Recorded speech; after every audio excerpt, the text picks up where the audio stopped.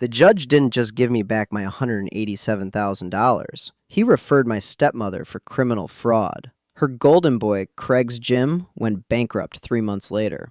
I used part of the money to start a scholarship in my dad's name. That felt better than any revenge. My stepmother looked me dead in the eyes at my father's funeral and said, "Your dad didn't leave you a single cent, Nolan. He wanted Craig to have everything. You know that." I stood there in my wrinkled paramedic uniform. I'd come straight from a 12-hour shift because nobody had bothered to tell me the service was moved up 2 hours. And I believed her. I believed her for 8 miserable months. Turns out, my father had left me $187,000 and a 1967 Chevelle. Diane just hoped I'd never find out. My name is Nolan. I'm 31. I'm a paramedic in Louisville, Kentucky. My mother died when I was 4. Brain aneurysm. One morning she was there, the next she wasn't. My father, Robert, raised me alone for 3 years. He was a machinist at a tool and die shop in Shively. Quiet man, worked with his hands, loved me the best way he knew how. Then he married Diane when I was 7, and she brought her son Craig into the house. Craig was my age. That's where the similarities ended. From the very first week, Diane drew a line down the middle of that household, and I was on the wrong side of it. Craig got the finished bedroom in the basement. New furniture, new carpet, a TV mounted on the wall. I kept my cramped little room next to the water heater that clanked every 40 minutes through the night. Craig's birthdays were events. Laser tag with 15 kids, catered barbecues in the backyard.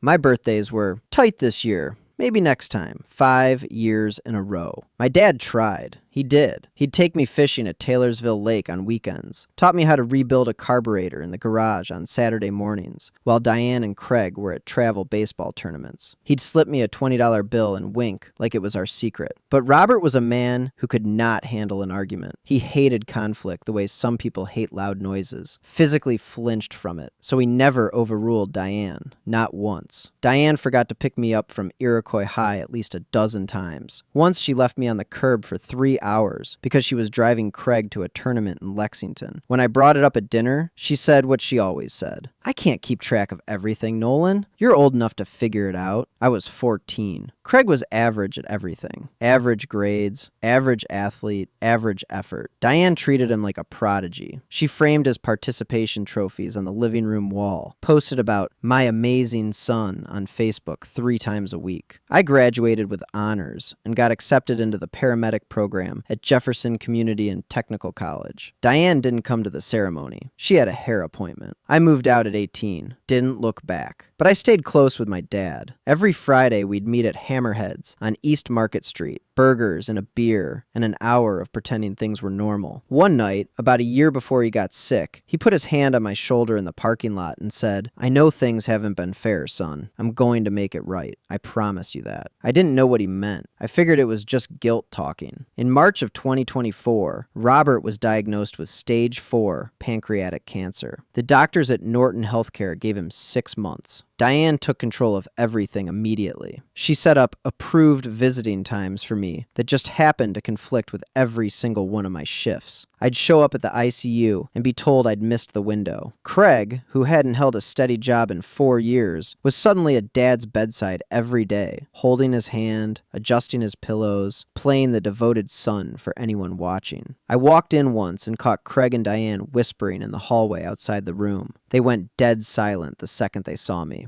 My father passed on August 14th, 2024. He was 63. The reading of the will was handled by Diane's personal attorney, a man named Gerald Fisk, in his office on South 4th Street. I sat across a mahogany desk while Gerald told me the will was simple. Everything to Diane and Craig. I asked to see the document. Gerald said copies would be mailed out. They never arrived. I called twice. Voicemail both times. I didn't push. I was grieving. I was pulling double shifts to keep from thinking, and some broken part of me whispered the thing I had been afraid of my whole life. Maybe Dad really didn't think you were worth it either. 8 months went by. I worked. I slept. I tried not to think about it. Then on a Tuesday evening in April, my phone rang. A number I didn't recognize. A voice I hadn't heard in years. A retired man named Hank Pressler, my dad's old fishing buddy. He said 5 words that changed everything. "Son, there's a second will." Hank Pressler was 71 years old, retired electrician, bad knee, good memory, and 20 years of fishing Taylorsville Lake with my father every other Saturday morning. He told me everything on that Tuesday phone call while I sat on the edge of my bed, still in my work boots. In June of 2024, 2 months before my dad died, Robert had called Hank and asked him to come to the house on a Wednesday afternoon. Diane had her book club. The house would be empty. My father had a new will drawn up by an independent attorney named Lorraine Whitfield, not Gerald Fisk, someone Diane had never met. Hank and Lorraine's paralegal served as the two witnesses. My father was frail by then, down to 140 pounds, but Hank said his mind was razor sharp. He knew exactly what he was signing and exactly why. The will left me $187,000 from a life insurance policy through my father's union at the tool and die shop. It also left me the 1967 Chevelle, the car we'd rebuilt together in that garage over 3 summers, him showing me how to gap spark plugs while Diane pretended the garage didn't exist. The rest of the estate went to Diane and Craig. My dad wasn't trying to cut them out. He was just trying to make sure I got what was mine.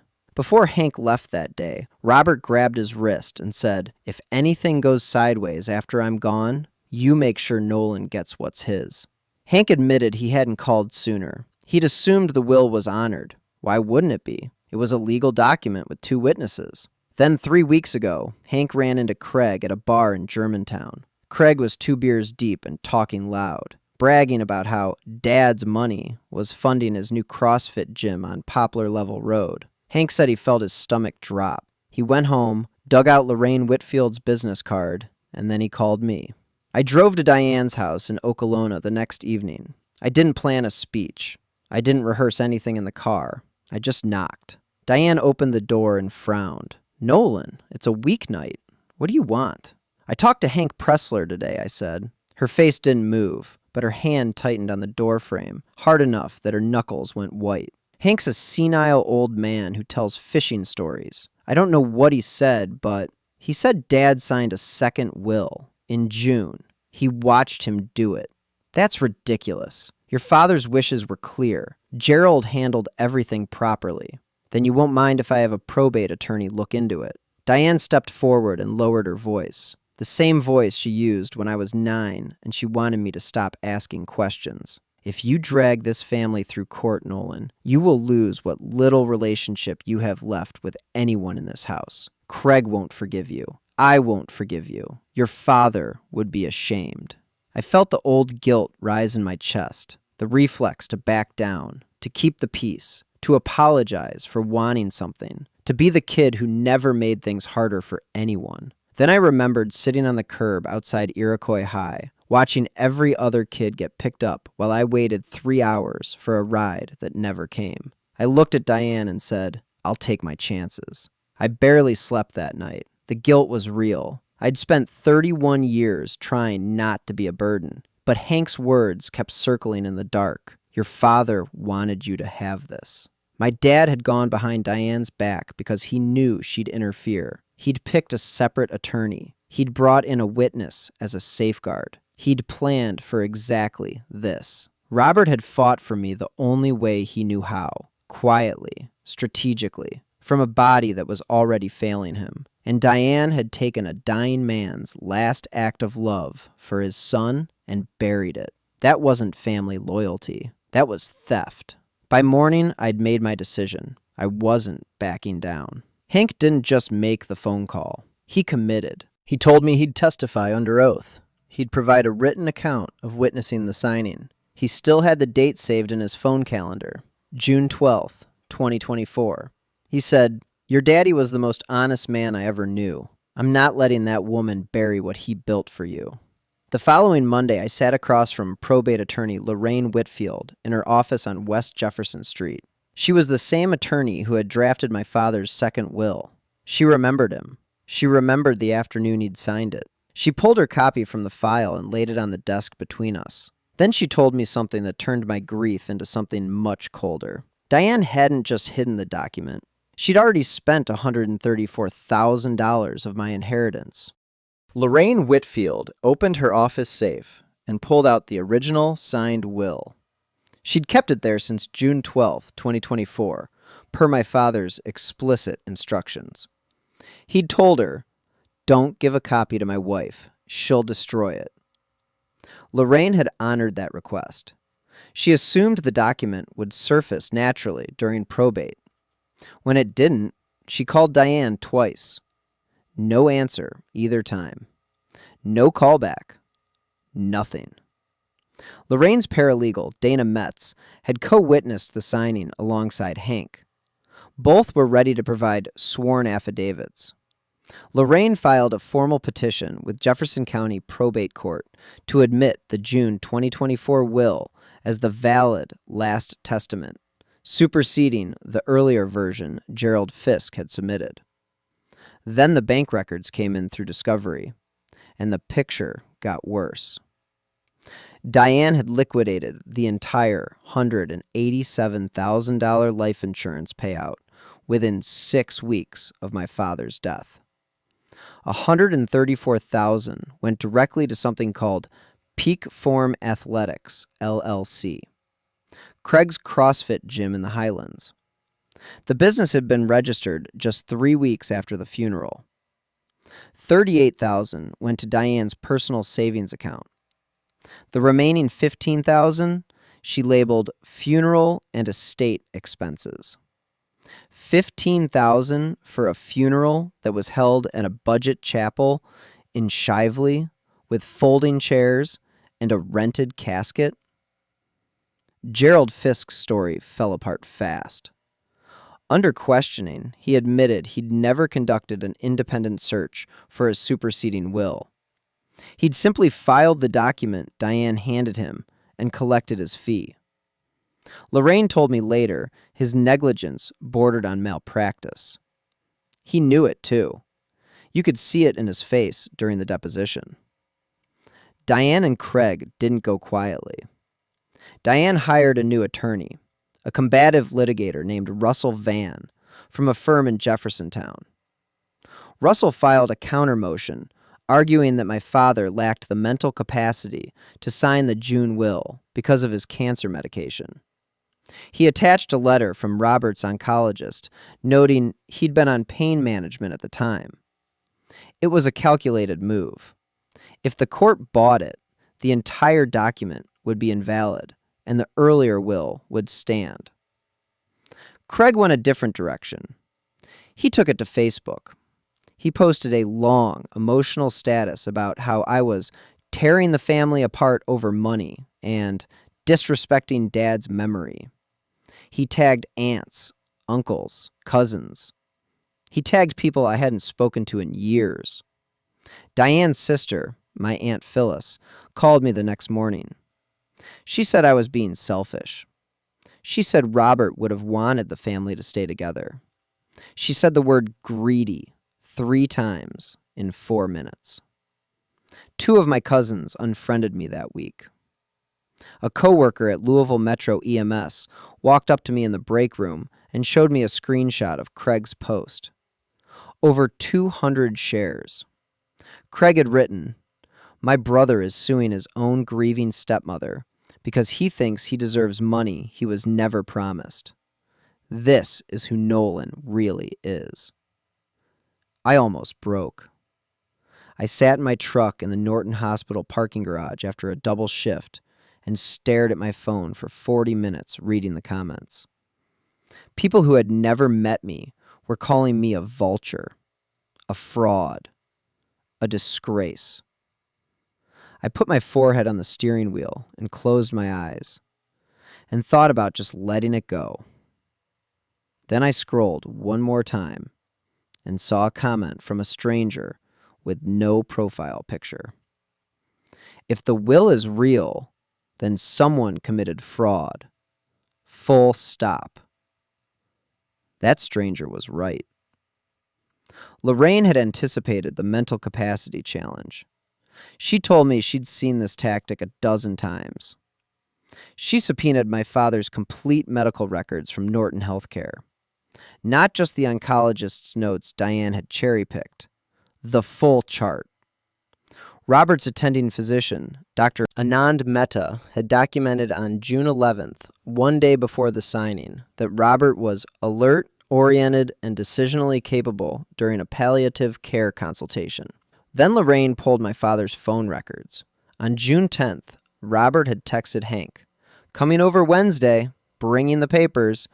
Don't let me forget the Chevelle title." On June 13th, the day after the signing, my father had texted me. I'd never understood the message at the time.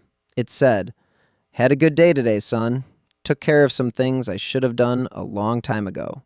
Love you." I'd sent back a smiley face and didn't think twice. Now I understood. Lorraine presented all of it, the medical records, the text messages, the testimony of 2 witnesses. The counter motion collapsed before it ever reached a hearing. One evening at her office on Bardstown Road, Lorraine told me something I'll never forget.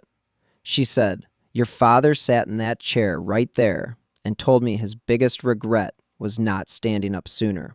I gave him my word I'd protect this document. I intend to keep it." She waived a portion of her fees. She worked weekends to fast-track the filing. 3 weeks before the hearing, Diane made one final play.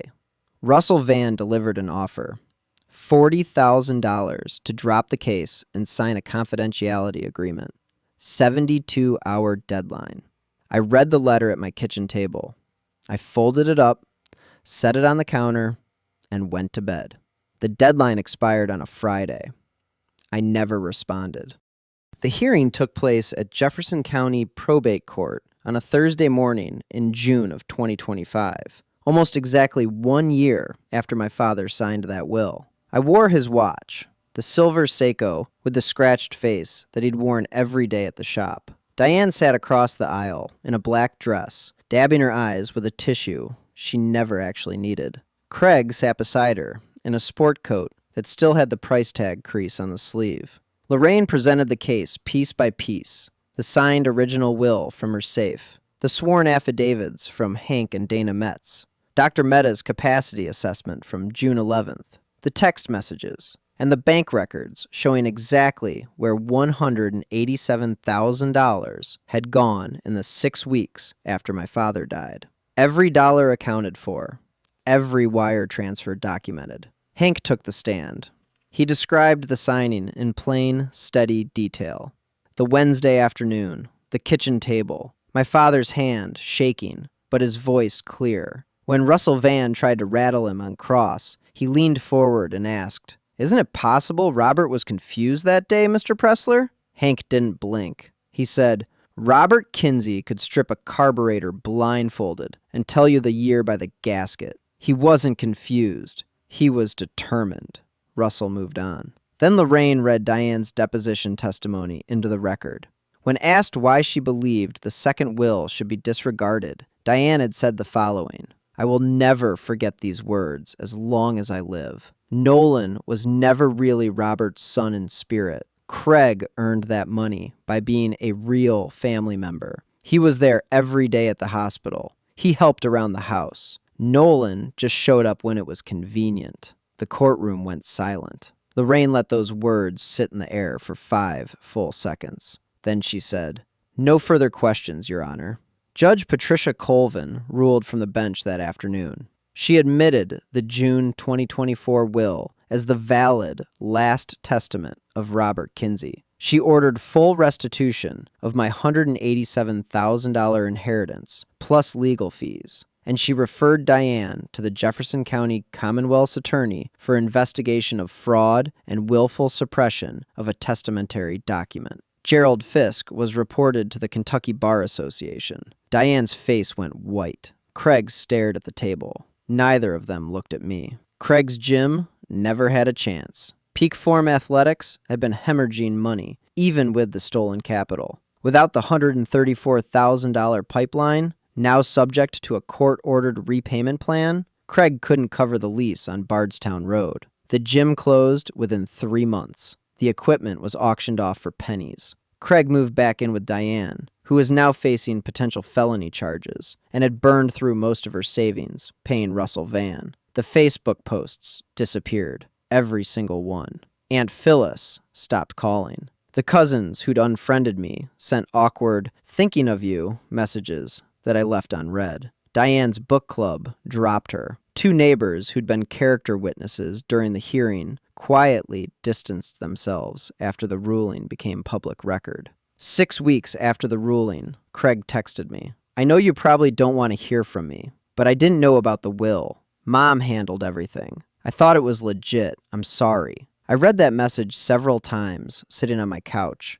I didn't fully believe he was innocent. He'd never once questioned where $134,000 suddenly came from. But I also remembered being 15 and Craig sneaking me half a sandwich when Diane had sent me to bed without dinner. I wrote back, "I hear you. I'm not ready to talk yet, but I'm not shutting the door." It wasn't forgiveness. It was a crack left open. I received the full $187,000 over the following 4 months as the repayment order took effect.